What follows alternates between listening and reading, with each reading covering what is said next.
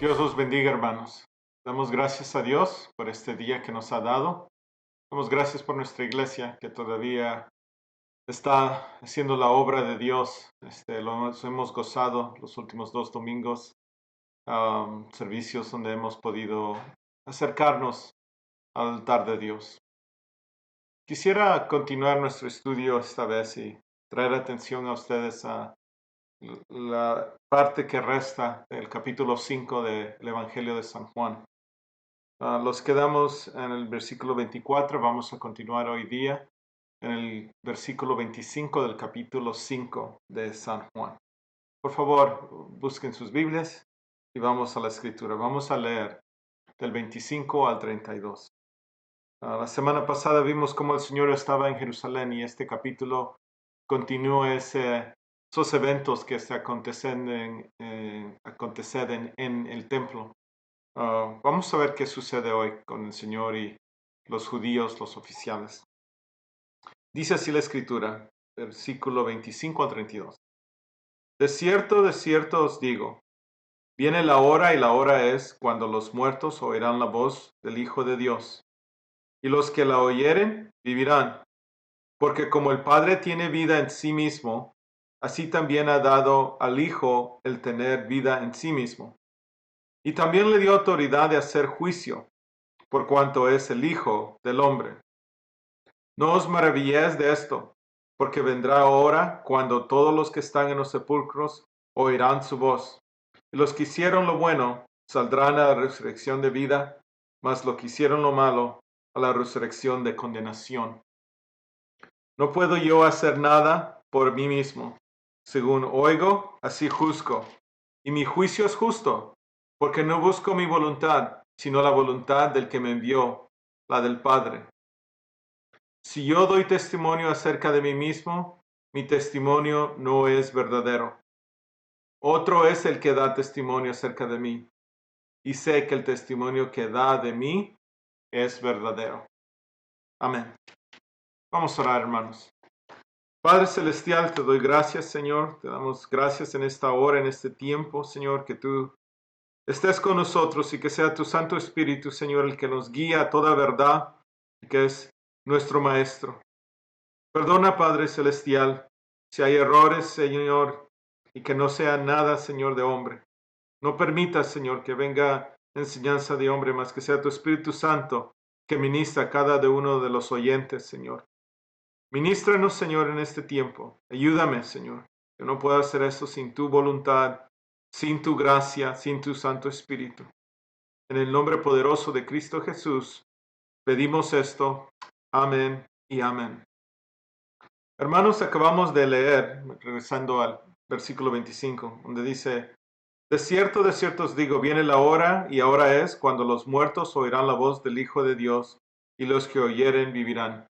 Aquí empieza Jesucristo a revelarse en una manera donde que Él es Dios y que Él tiene la potestad que Dios le ha dado de dar vida.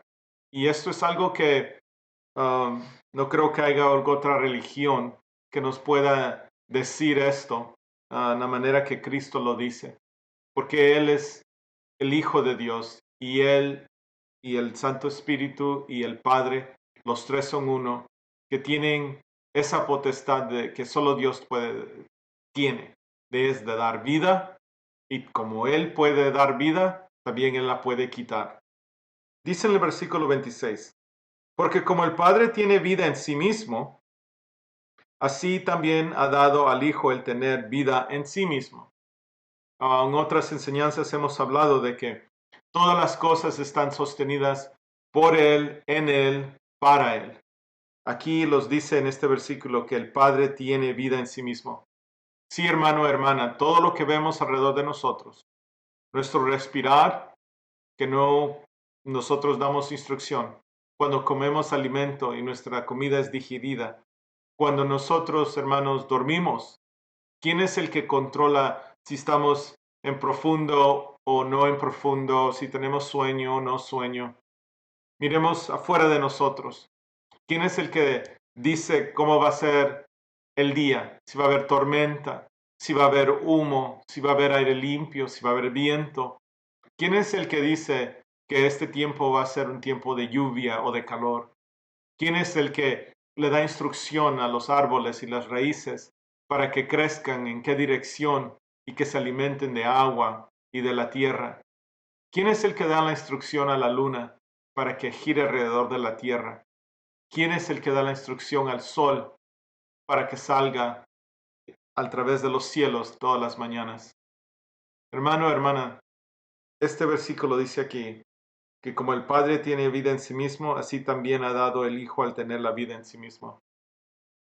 Cristo estaba demostrando en estas palabras que Él es como el Padre, que tiene la misma potestad o autoridad sobre la creación. Es muy importante que nos acordemos que en este libro, en este Evangelio de San Juan, una de las revelaciones que es continua es que Jesucristo es Dios. Y aquí estamos viendo que Él es el que tiene vida. Y lo voy a explicar de una manera más detallista. Vamos al versículo 27. Dice, también le dio autoridad de hacer juicio por cuanto Él es hijo del hombre. Aquí en la primera parte del 27 está diciendo que Él tiene la autoridad de hacer juicio, queriendo decir, Él tiene la autoridad para traer las cosas en su balance. Queriendo decir, un ejemplo, cuando Caín mató a Abel, hubo una injusticia ahí. Y la sangre de Abel clamaba hacia Dios que viniera justicia contra o hacia Caín o sobre Caín. Y sabemos que Dios tuvo misericordia de Caín, pero sí también vino un juicio a la descendencia de Caín. Esto es lo que Cristo está hablando aquí, que Él tiene la autoridad de dar juicio sobre cada de nuestras vidas, sobre toda la humanidad. Porque si meditamos un momento, si Dios permitiera que el hombre, como está hoy día, corrompiendo el mundo, corrompiendo la tierra, sacándole todos los minerales, depósitos, haciendo excavaciones, está haciendo experimentos con bombas nucleares, está haciendo experimentos con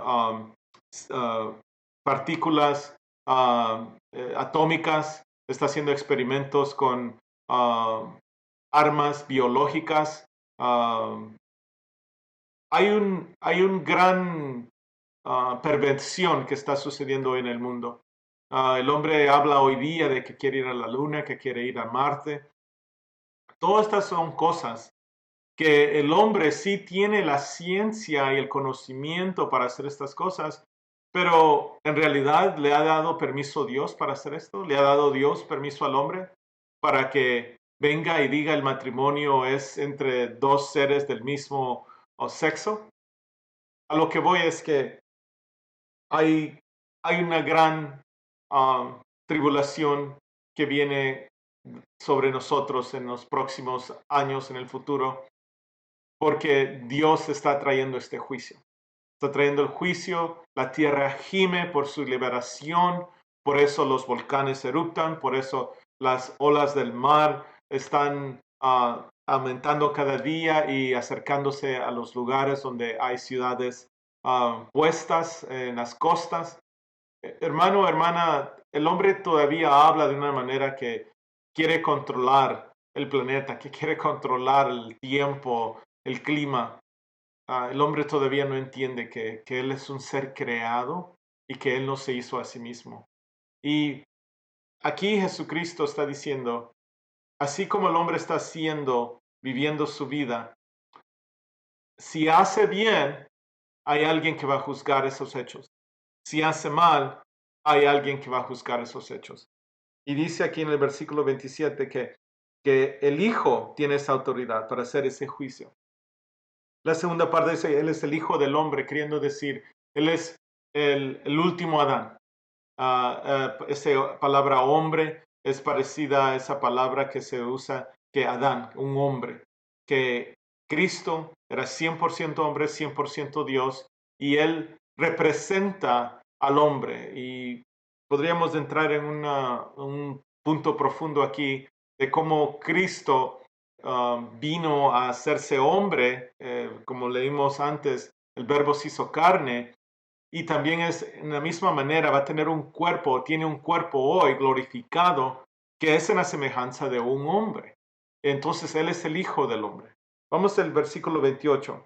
No os maravilléis de esto, porque vendrá hora cuando todos los que están en los sepulcros oirán su voz. Noten ahí que todos los que están enterrados o muertos, y vamos a ver una escritura que nos da más detalles, porque a veces llega la gente con estas preguntas como, ¿solo los que están en sepulcros? ¿Qué tal con nosotros que no están en sepulcros? Sí, hermano, hermana, estamos tratando con Dios. Nada es imposible para Dios. Dios no tiene límites. El hombre es limitado. El hombre, si quema un cuerpo y el cuerpo se hace ceniza y humo, el hombre no lo puede recombinar y hacerlo de nuevo un ser viviente. Pero Dios puede hacer lo que Él quiere, porque Él es Dios. Entonces vamos a ver eso, que cuando los que están en los sepulcros oirán su voz, y los que hicieron lo bueno saldrán a la resurrección de vida, mas los que hicieron lo malo a resurrección de condenación. Aquí estamos leyendo otra vez versículos que muchas veces no enseñamos en la iglesia. Como Cristo Jesús no solo es nuestro Salvador, Él no solo es nuestro Rey, nuestro Señor de señores, sino también Cristo Jesús es nuestro juez. Y al ser nuestro juez, Él va a ser el que dice si vamos a la vida eterna, estar con el Padre para siempre, o la vida eterna de condenación. Una vida eterna es con el Señor, estar con Dios. Y otra vida es estar separado por una eternidad, donde las oraciones no son escuchadas por Dios, donde no hay una oportunidad de poder alcanzar la salvación, porque el tiempo ya se acabó. Y aquí es lo que Cristo está empezando a hablar. Vamos por favor, a Apocalipsis 20. En Apocalipsis 20 vamos a leer aquí unos versículos que nos hablan de estas dos resurrecciones que Cristo acaba de hablar. Una es de los que tienen buenas obras, los que están salvos en Cristo, y los que no, los que han hecho malo y recibirán condenación. Vamos a Apocalipsis 20, versículo 4. Dice así: y vi tronos y se sentaron sobre ellos los que recibieron facultad de juzgar. Noten aquí que aquí habla de que hay otros seres que van a estar juzgando también con Jesús. Y vi las almas de los decapitados por causa del testimonio de Jesús y por la palabra de Dios, los que no habían adorado a la bestia ni a su imagen, y que no recibieron la marca en sus frentes ni en sus manos, y vivieron y reinaron con Cristo 1000 años. Vamos a ir un poco despacio aquí.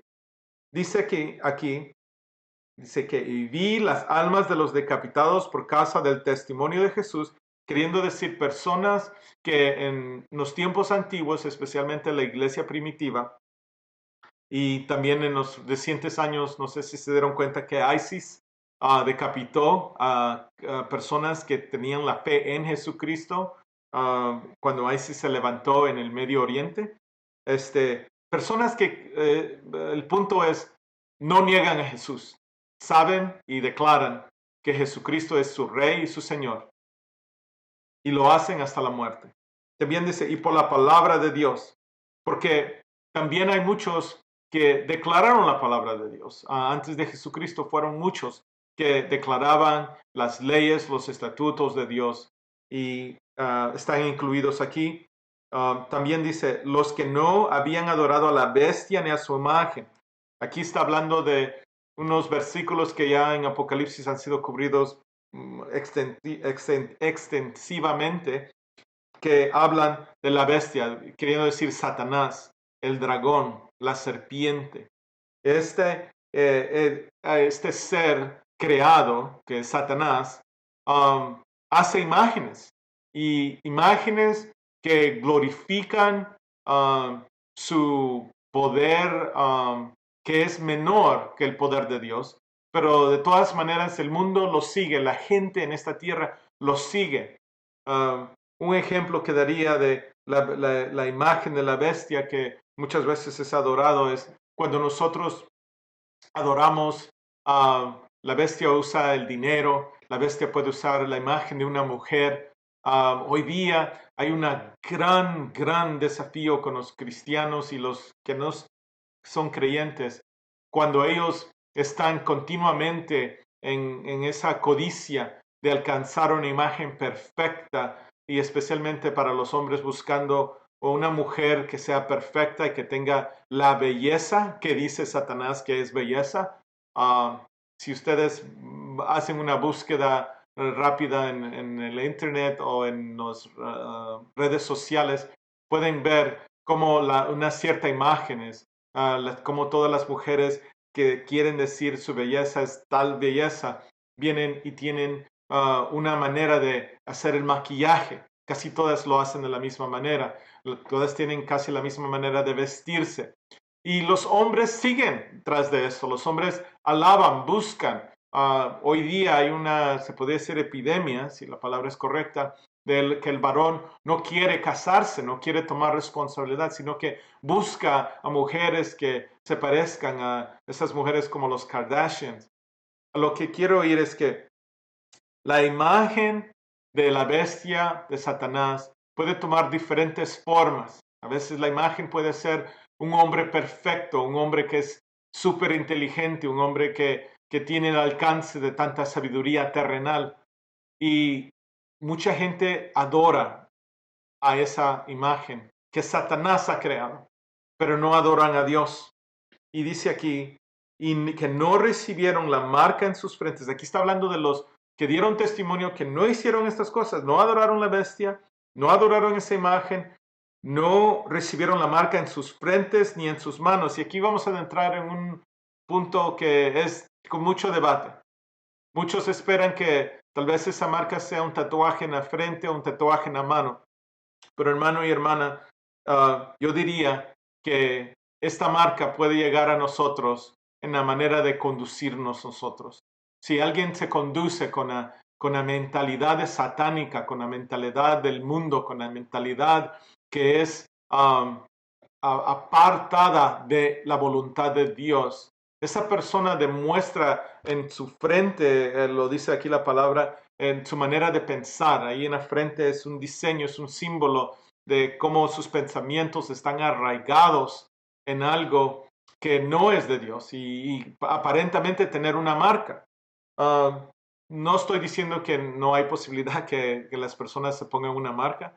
Lo estoy tomando en la manera que lo habla en Deuteronomio, creo que es el capítulo 4, donde habla de que los estatutos del pueblo de Dios tenían que estar siempre en sus frentes y en sus manos.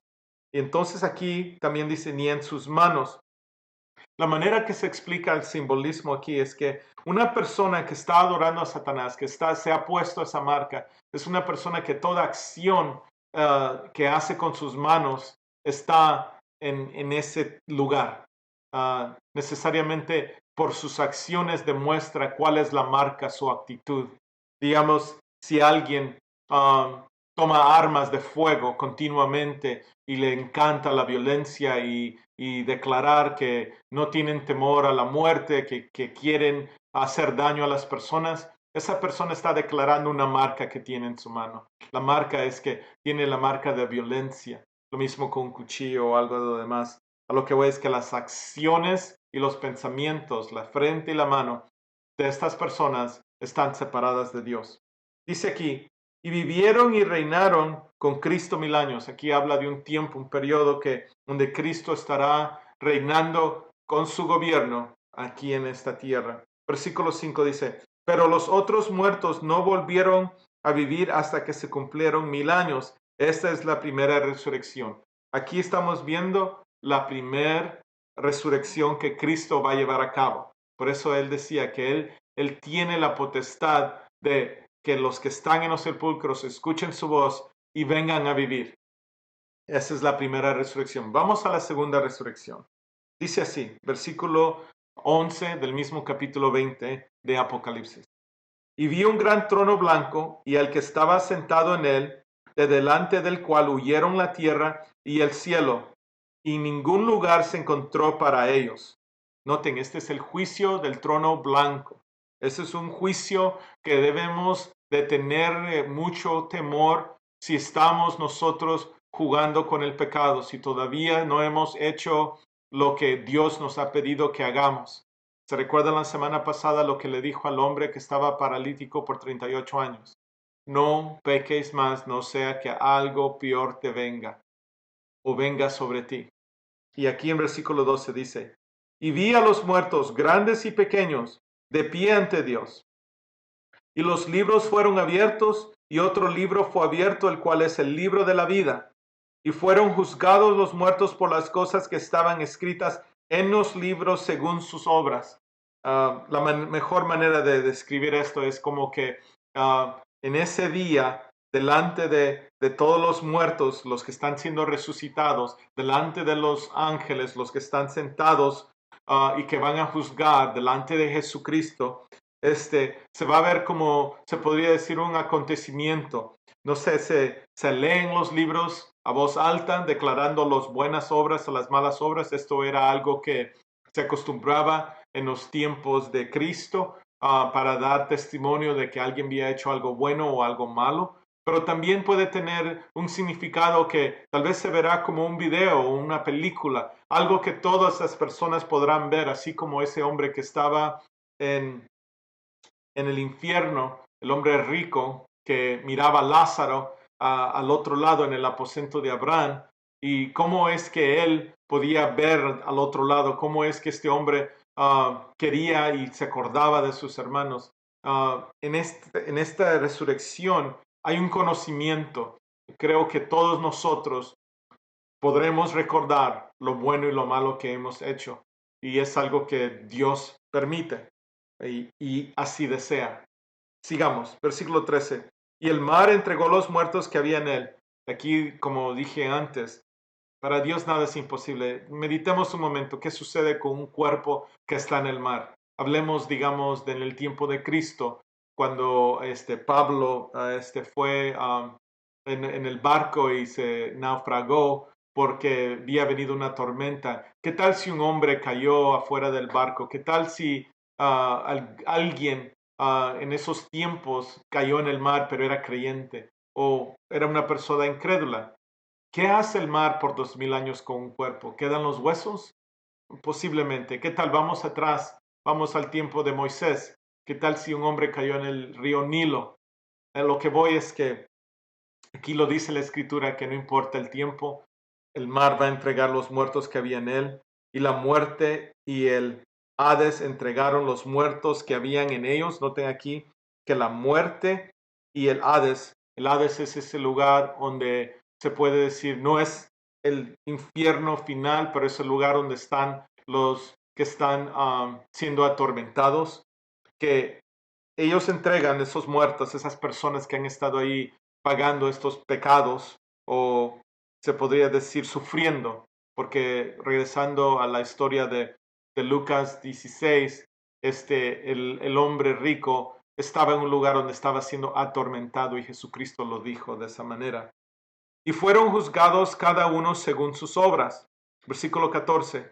Y la muerte y el Hades fueron lanzados al lago de fuego. Noten aquí que la muerte es lanzada a ese lago de fuego que se podría decir el infierno, un lugar donde solo hay llama. Esta es la muerte segunda. Aquí lo dice, que hay dos muertes para los que están afuera de Cristo, los que van a recibir condenación. La terrenal físicamente, y aquí la otra que es no solo física, pero también es en el alma. El alma es destruida o el alma es lanzada a sufrir por una eternidad. Versículo 15, y el que no se halló inscrito en el libro de la vida fue lanzado al lago de fuego. Aquí estoy respaldando lo que Jesucristo dijo en esos versículos de Juan 5, 25 al versículo 32. Vamos a regresar a Juan 5 y continuar nuestro estudio ahí en el versículo 33, por favor. Versículo 33, aquí Jesucristo va a empezar a tocar otro punto, y es el del testimonio. ¿Que quién es el que da testimonio de Jesucristo? Y son varias personas que vamos a ver. Es Juan, el Bautista, el que bautizó a Jesucristo, él da testimonio. También están las Escrituras, también está Dios Padre, también está Moisés, que escribió el libro de Deuteronomio. Vamos a ver eso un poco más despacio. Empecemos primero con Juan. Leamos Juan 5, versículo 33 al 35. Dice así: Vosotros enviasteis mensajeros a Juan, y él dio testimonio de la verdad. Pero yo no recibo testimonio de hombre alguno, mas digo esto para que vosotros seáis salvos. Él era, aquí está hablando de Juan el Bautista, versículo 35, él era antorcha que ardía y alumbraba, y vosotros quisiste regocijaros por un tiempo en su luz. Lo que Cristo está tratando de marcar con estos judíos o estos fariseos o oficiales que están en Jerusalén es esto, que muchos de ellos consideraban a Juan el Bautista un profeta, alguien que fue enviado por Dios por la manera que él vivió toda su vida, la manera que él hablaba y también por su, se podía decir, autoridad en las escrituras y todo lo que él hacía. Pues sabemos que muchos iban y se acercaban al río Jordán a ser bautizados y a escuchar de sus palabras. Vamos a estudiar un poquito de Juan el Bautista, porque hemos hablado de él, pero no tanto de su ministerio. Y aquí en Lucas 3 podemos ver un poco de su ministerio. Lucas 3, capítulo 2. Disculpen, Lucas capítulo 3, versículo 2. Lucas capítulo 3, versículo 2. Dice así: Y siendo sumos sacerdotes Anás y Caifás, vino palabra de Dios a Juan, hijo de Zacarías, en el desierto. Aquí, hermanos, podemos quedarlos y expulgar esto, escudriñar esto, y hay mucho detalle. Noten aquí que hay dos sumos sacerdotes en el tiempo que nace Juan el Bautista. Por eso la Escritura dice, en ese tiempo habían dos. Esto era contra la palabra de Dios. Si vamos y regresamos al libro de Éxodo, al libro de Levítico, al libro de Deuteronomio, solo hay un sumo sacerdote, solo uno, es lo que Dios pidió, y era Aarón. Y después que Aarón falleció, fue su hijo Eleazar. Y así se fue dando en la tribu de Leví, los levíticos. Entonces, aquí en este tiempo ya está pervertida, descompuesta la observación de cómo debemos de seguir a Dios en el tiempo de Jesús. Y hay dos. No sé por qué habían dos. Sería por razones políticas, sería por, quién sabe, no sé los detalles, hermanos, pero habían dos. Muchos a veces opinan que podría ser que habían dividido sus responsabilidades de ministrar sobre el Sanhedrín y el templo. Vino palabra de Dios a Juan, hijo de Zacarías, en el desierto, versículo 3. Y él fue por toda la región contigua al Jordán, queriendo decir al lado del río Jordán, predicando el bautismo de arrepentimiento. Noten aquí que la palabra bautismo, hemos hablado de esto, es una palabra transliterada, queriendo decir predicando, diciendo, es necesario que sean sumergidos en agua para demostrar y dar testimonio que están arrepentidos de sus pecados, y así están declarando públicamente que buscan el perdón de sus pecados delante de Dios. Esto es lo que él predicaba. Versículo 4. Como está escrito en el libro de las palabras del profeta Isaías, que dice, voz del que clama en el desierto, voz del que clama en el desierto, preparad el camino del Señor, enderezad sus sendas.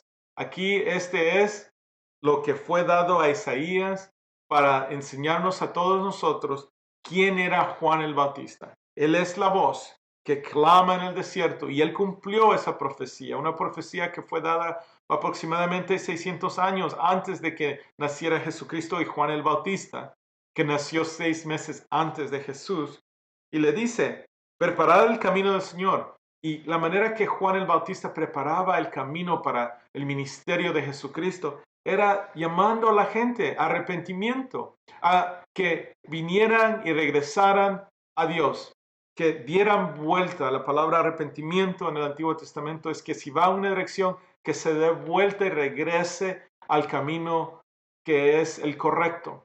En el griego, la palabra arrepentimiento significa tener un cambio de pensamiento. La manera que yo lo explicaría es esta. Cuando nosotros estamos arrepentidos, cambiamos nuestra manera de pensar, nuestro corazón o nuestras emociones son cambiadas y decimos, yo ya no quiero más de ese pecado, ya estoy cansado de ese pecado, yo quiero ahora estar bien con Dios. Y la tercera parte es las acciones, ¿verdad? Que esta persona, si se ha arrepentido y ya no va a estar en la internet viendo algo inadecuado, si no va a estar en las barras, si no va a estar hablando con ira y gritando a su familia o a sus hermanos o hermanos familiares. Ahora dice, me arrepiento, Señor, ya no quiero ser esa persona. Entonces es un cambio de pensar en la mente, un cambio de corazón, en sus emociones y también un cambio de acciones. Entonces dice Juan, enderezad sus sendas. Lo que Isaías había profetizado, esto es lo que Isaías dice que se haga. Versículo 5, Lucas 3:5. Todo valle se rellenará y se bajará todo monte y collado. Los caminos torcidos serán enderezados y los caminos ásperos allanados. Aquí en este versículo nos habla de que todas las personas, sean malas o tengan hechos malos, van a tener la oportunidad de regresar a un lugar donde lo que estaba torcido ahora es enderezado. Esto es lo que está hablando aquí. Que las personas que han buscado el camino equivocado ahora van a buscar el camino angosto, el que lleva a la vida y la salvación. Versículo 6. Y verá toda la carne la salvación de Dios. Noten aquí que dice que verá toda la carne la salvación de Dios, queriendo decir todos los hombres humanos, toda la tierra verá esta salvación de Dios a través de lo que Juan está haciendo, su predicación. Versículo 7. Y decía a las multitudes que salían para ser bautizadas por él, oh generación de víboras, ¿quién os enseñó a huir de la ira venidera? Noten aquí que fuertes son las palabras de Juan el Bautista, que les dice generación de víboras, queriendo decir, son una gente en este tiempo que son víboras, son deshonestos, son astutos, son hipócritas. Esta es la manera que él hablaba. Y cuando alguien que es ungido con el poder de Dios, con el Santo Espíritu de Dios, habla estas palabras, el corazón se mueve, el corazón del hombre escucha esa palabra y algo adentro de esta persona se mueve y dice, yo tengo que escuchar esto, es Dios que me habla. Por eso es que él hablaba de esta manera, por eso era un representante de Jesucristo, del Espíritu, haciendo esto a través del Espíritu Santo y declarando lo que Dios quería, que regresaran. Y les dice aquí, ¿quién os enseñó a huir de la ira venidera? Ya leímos cuál es la ira que viene en los últimos tiempos.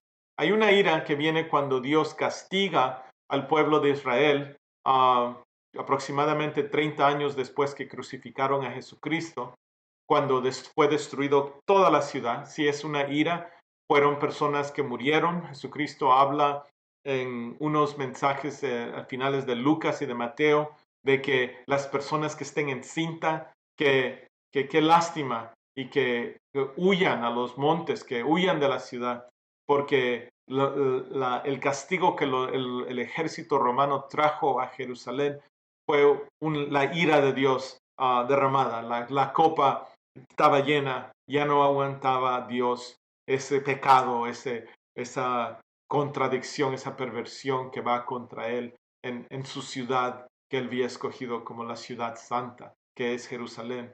Entonces sí vino esa ira, pero también viene otra ira venidera, y es la que leímos en Apocalipsis, donde las personas ahora no es solo el castigo a la muerte física, sino que también es algo espiritual o en el alma, donde el alma es castigada con la ira de Dios. Versículo 8.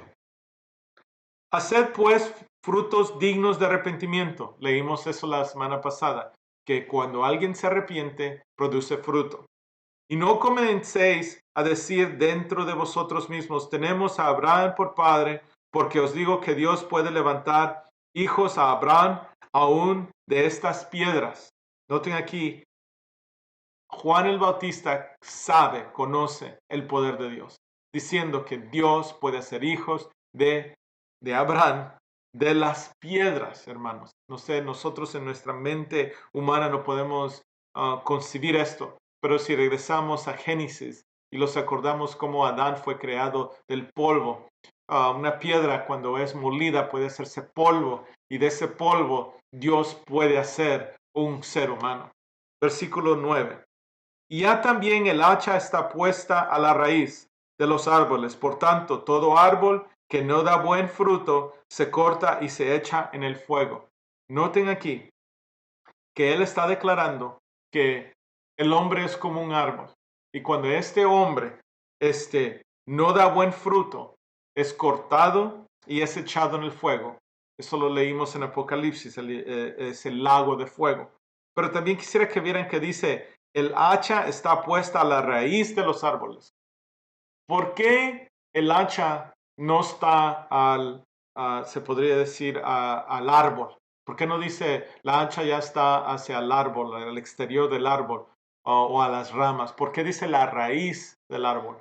Y la razón, hermano y hermana, es esta.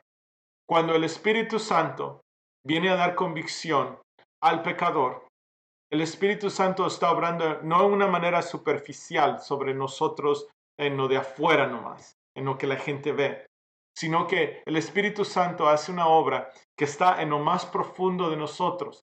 Y un árbol, el lugar donde se nutre, el lugar donde Él busca la vida, donde Él existe, o la razón por existir, es las raíces. Entonces esas raíces son muy difíciles de encontrarlas todas.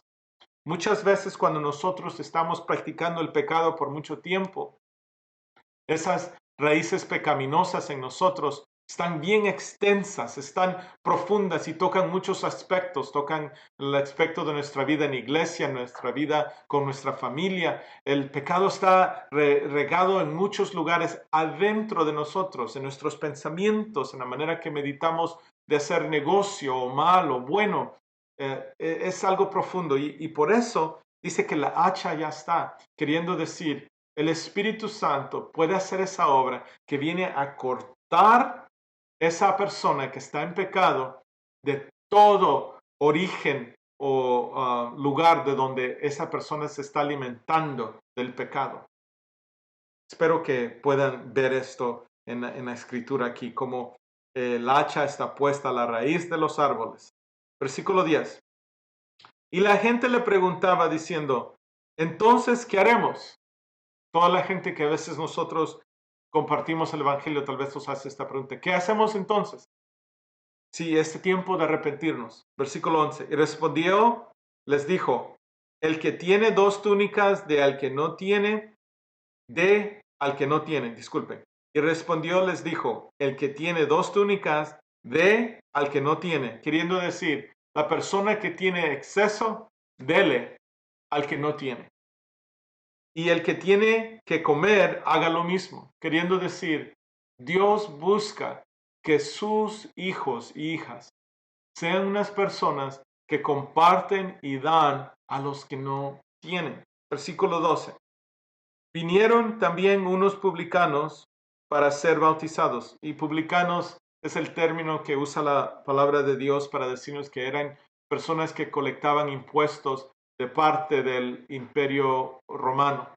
Dice, ellos vinieron, trabajadores que no son personas buenas, trabajan para el imperio romano que tiene potestad sobre Judea y Galilea y todo el Medio Oriente en estos días, a bautizarse, a sumergirse en agua.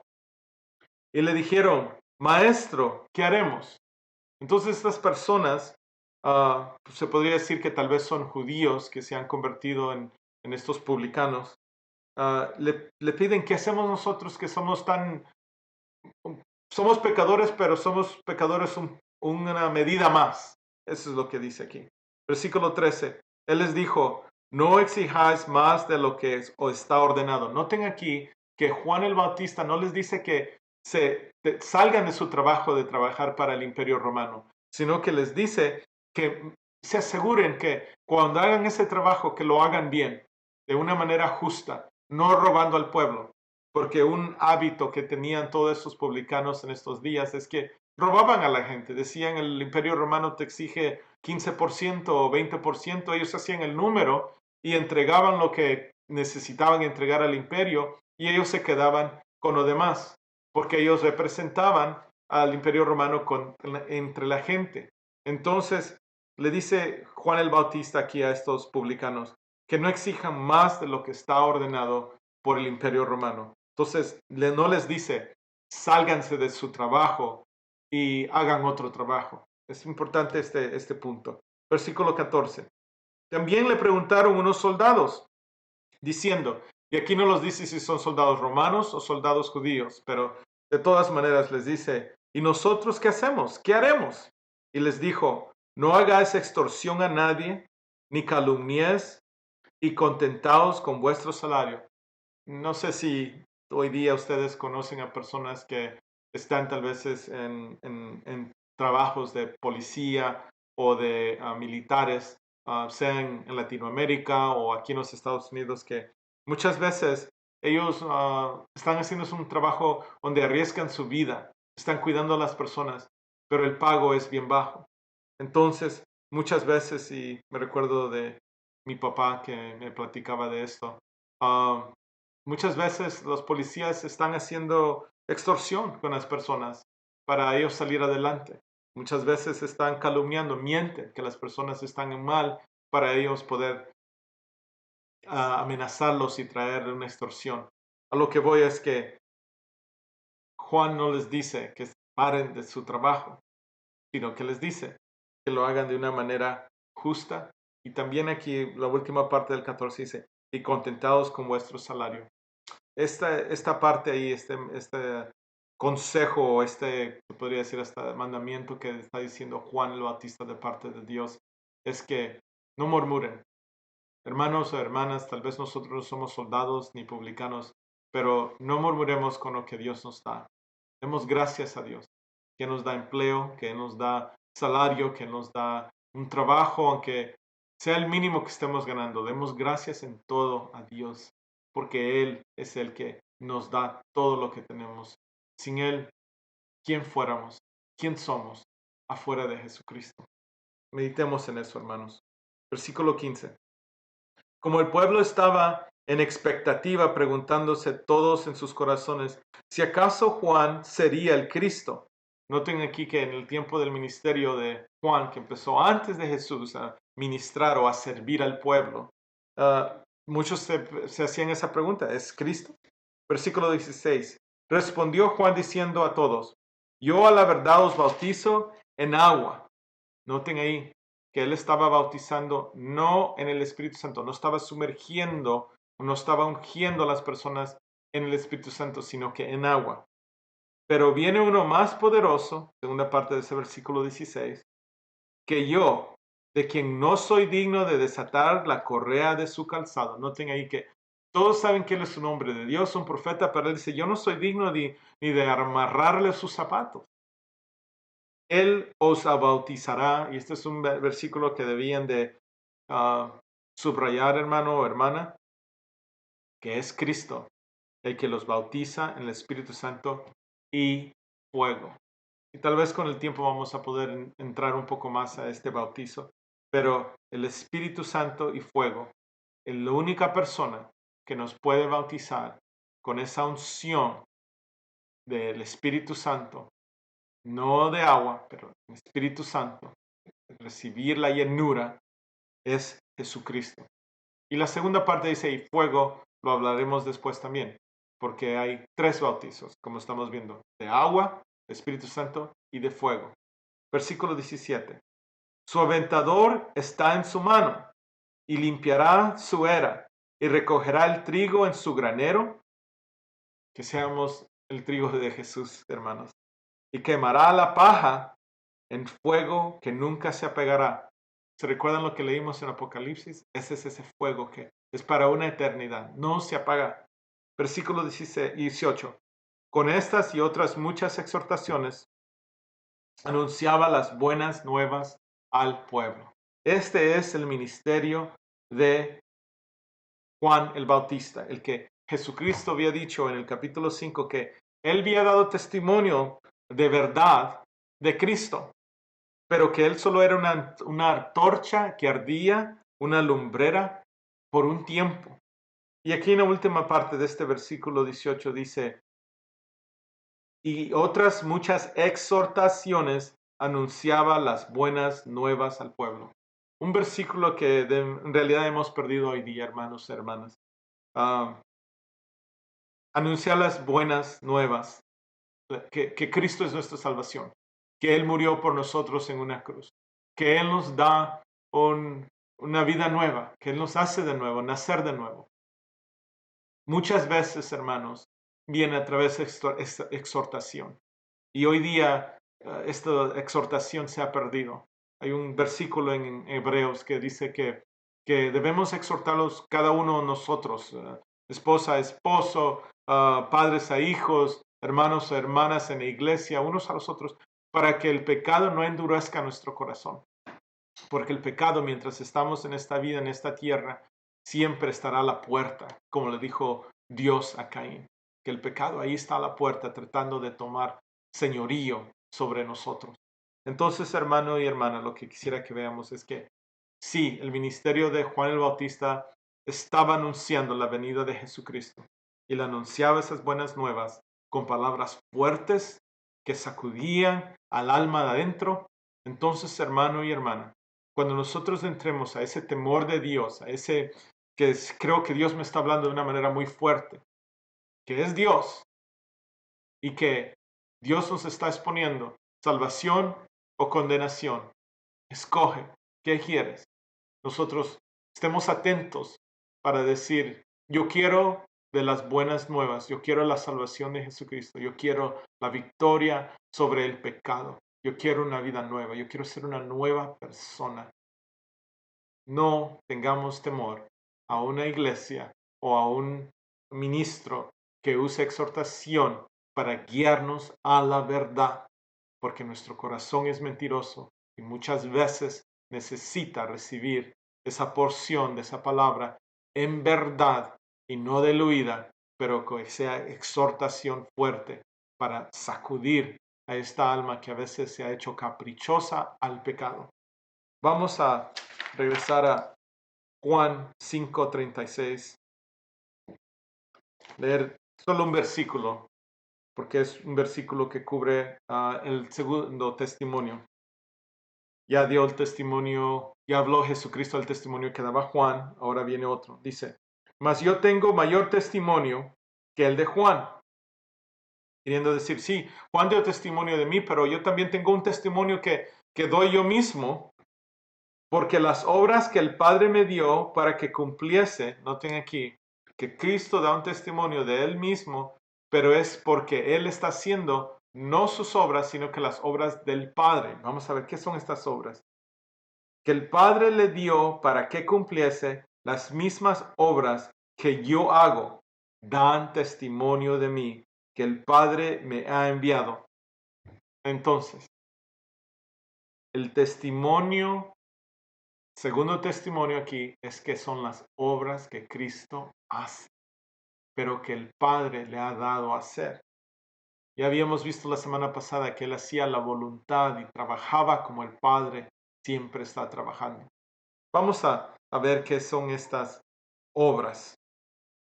Hay un versículo en Hechos 10, por favor, vamos a Hechos 10. También un versículo que debemos subrayar. Vamos a leer 3 versículos. Hechos 10, versículo 37, 38 y 39, pero el que quiero que subrayen es el 38. Vamos a leerlo. Hechos 10, 37 al 39. Las obras de Jesucristo que dan testimonio de Él, que Él es el Hijo de Dios, que Él tiene la potestad para dar vida y también quitarla y traer un castigo o la condenación de sufrimiento en el lago de fuego. Ya leímos eso. Versículo 37 dice así en el capítulo 10 de Hechos. Vosotros sabéis lo que se divulgó por toda Judea, comenzando desde Galilea, después del bautismo que predicó Juan, cómo Dios ungió con el Espíritu Santo y poder y con poder a Jesús de Nazaret, y como éste anduvo haciendo bienes y sanando a todos los oprimidos por el diablo, porque Dios estaba con él. Quisiera leer ese versículo otra vez. Son palabras que el apóstol Pedro está declarando aquí en el libro de Hechos. Dice, versículo 38, como Dios ungió con el Espíritu Santo y con poder a Jesús de Nazaret, y como éste anduvo haciendo bienes y sanando a todos los oprimidos por el diablo, porque Dios estaba con él. Versículo 39. Y nosotros somos testigos de todas las cosas que Jesús hizo en la tierra de Judea y en Jerusalén, a quien mataron colgándole en un madero. Es un testimonio que estaba dando Pedro de Jesucristo. Y noten que le dice Jesús de Nazaret. Entonces le está diciendo la ciudad de donde viene Jesús para decir este persona, este Cristo, este hombre de Dios, este Hijo de Dios. Vino de un lugar que nosotros podemos dar testimonio y conocer, la ciudad de Nazaret. Ahí está su historia, de dónde nació y cómo creció.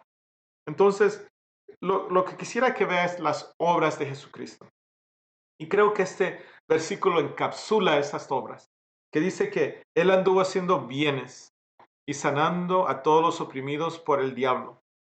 Muchas veces Dios o Jesucristo hizo bienes que no involucraban, se podría decir, el diablo. Por ejemplo, vamos a ver en el capítulo 9 de Juan, creo que es el 9, que habla de que un joven o un hombre que de niño no tenía ojos, ahora él recibe sus ojos y tiene vista.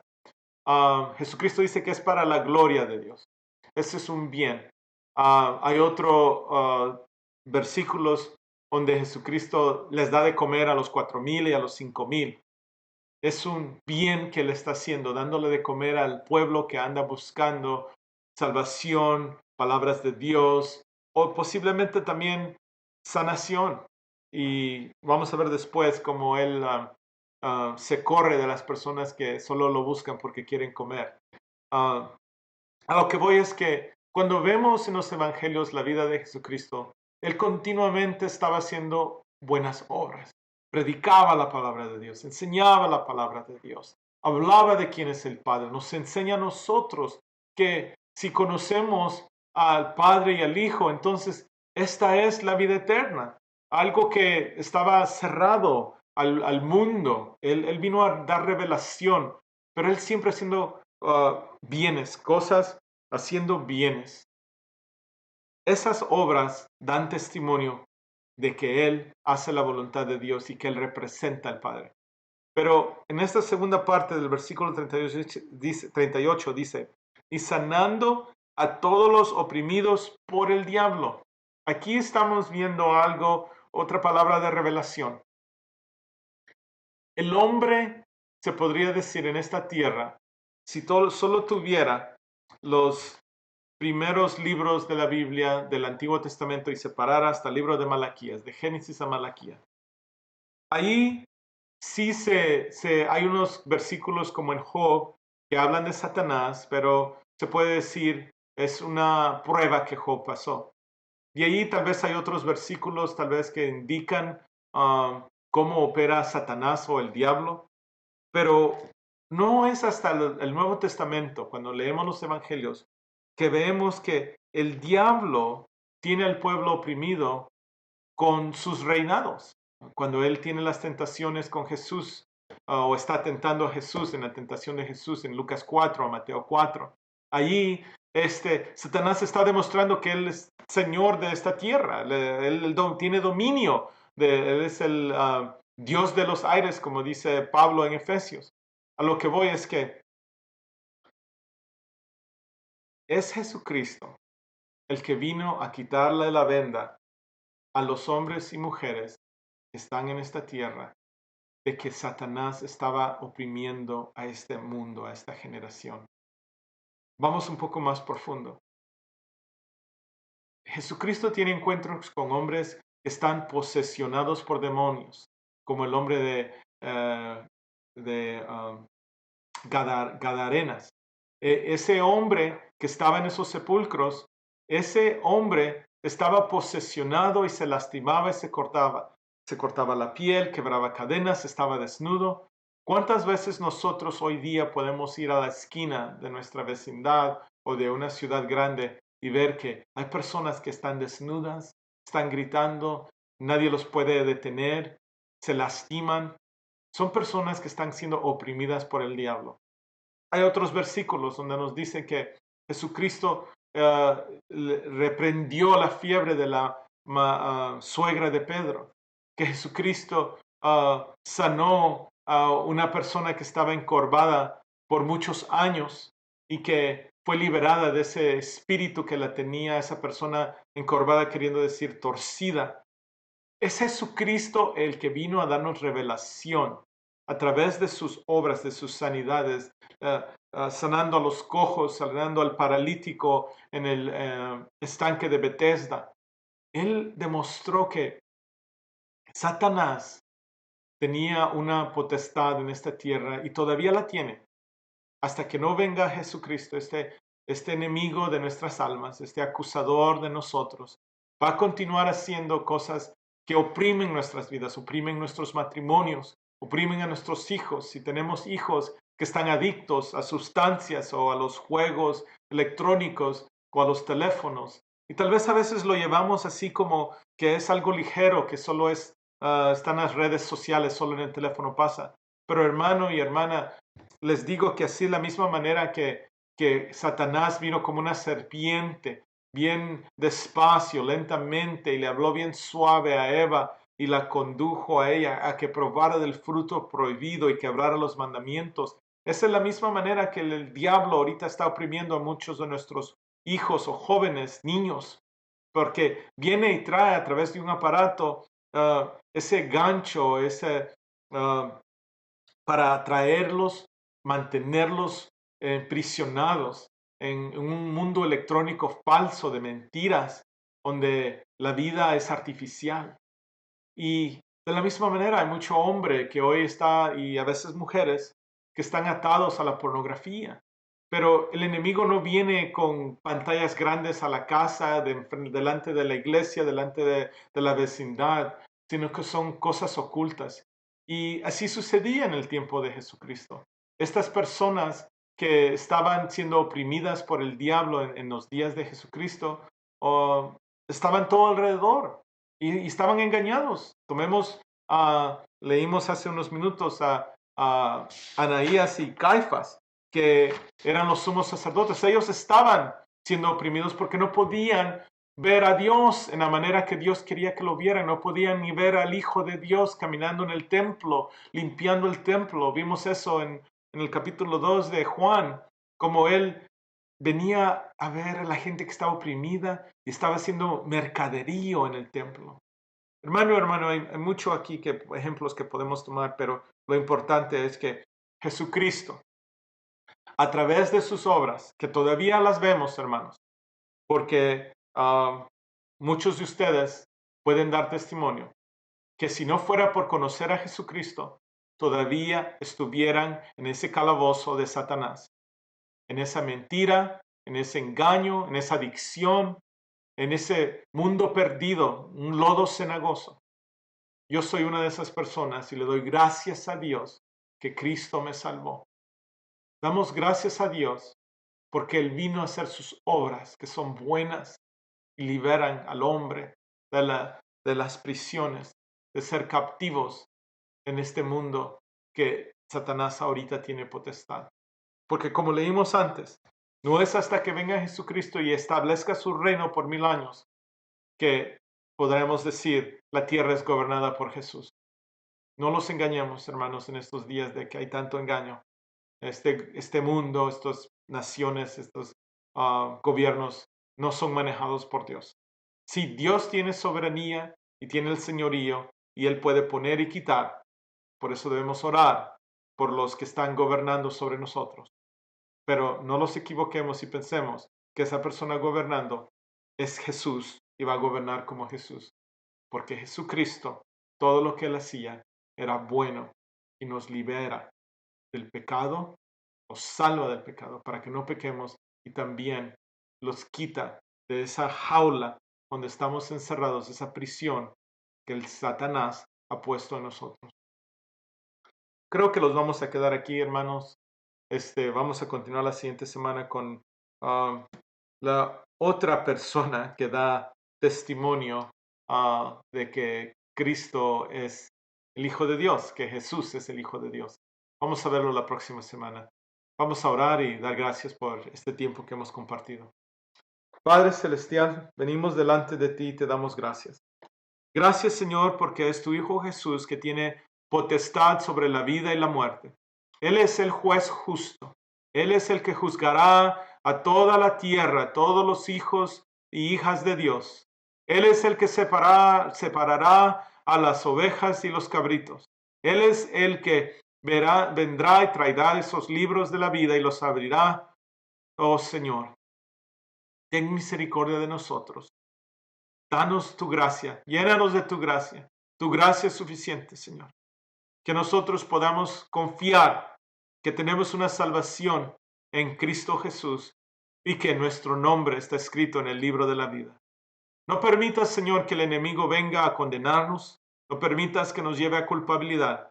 Pero sí, Padre, exhórtanos con tu Espíritu Santo y con tu palabra para que nosotros soltemos el pecado, soltemos la vida terrenal y busquemos una vida arraigada y plantada en el Señor de señores, en Jesucristo, el Hijo de Dios, el único que nos puede llevar a esa vida que nosotros anhelamos tener, donde no hay lágrima, donde no hay pecado, donde no hay dolor.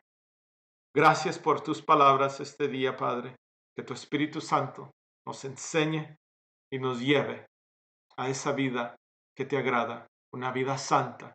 En el nombre poderoso de Cristo Jesús pedimos esto. Amén y amén. Hermanos, damos gracias a Dios. No se olviden visitar nuestra página fuentedeaguaviva.org. Que Dios los bendiga. Hasta la próxima con el favor de Dios.